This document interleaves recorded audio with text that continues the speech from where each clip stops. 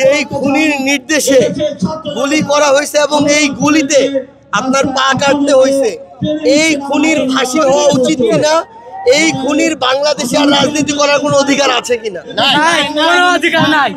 এর একটাই অধিকার ফাঁসি পাওয়ার, এর শুধুমাত্র ফাঁসি পাওয়ার যোগ্য, আর কোনো অধিকার নাই এর।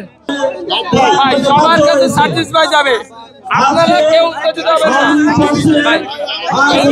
ভাই থাকেন ভাই, আওয়ামী লীগের থাকার কথা না, যেহেতু তারা মাথা পেতে নিয়েছে, দেশ থেকে পলায়ন করেছে। কয়দিন পর শোনা যায়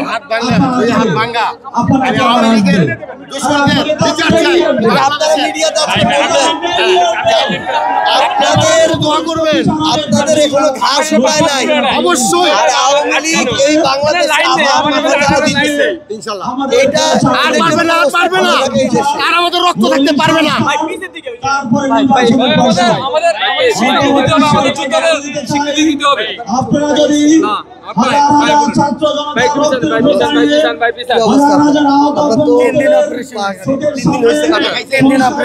নির্বাচন দিয়ে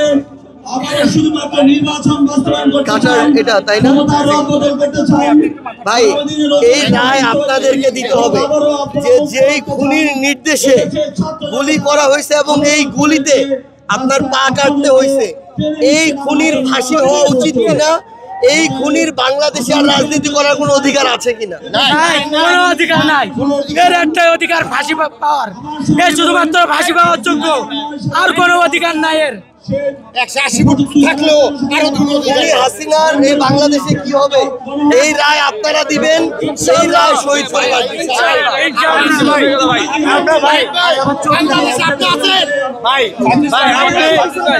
আমাদের দাবি আমরা আপনাদের সাথে আছি। মানে আমার সুন্দর জীবনটা একদম ধ্বংসের পথে চলে গেছে, এবং ধ্বংসের পথে চলে যাওয়ার পরে এখন তো মানে এখনো পর্যন্ত মেডিকেলে ভর্তি আছি। খুনি হাসিনার এবং আমরা বিচার চাই, খুনি হাসিনার বিচার চাই, এটাই আমাদের দাবি। সে দেশে এসে আমরা তাদের বিচার চাই, এটাই আমাদের একটাই দাবি। আমরা আবার রাস্তা নামবো, এই অঙ্গীকার ব্যক্ত করে আমার সংক্ষিপ্ত বক্তব্য শেষ করছি। আল্লাহ হাফেজ। আপনারা সামনে কেন আসতেছেন? এখানে কোনো চেয়ার বসানো হবে না। আমি বারবার বলতেছি এখানে কোনো চেয়ার বসানো হবে না। বাস যেখানে আছে বাসার পিছনে চেয়ার যাবে। আমাদের হুইল চেয়ারে যারা বসা আছে ওনাদের পিছনে চেয়ার যাবে, চেয়ার এখানে বসানো হবে না। আমাদের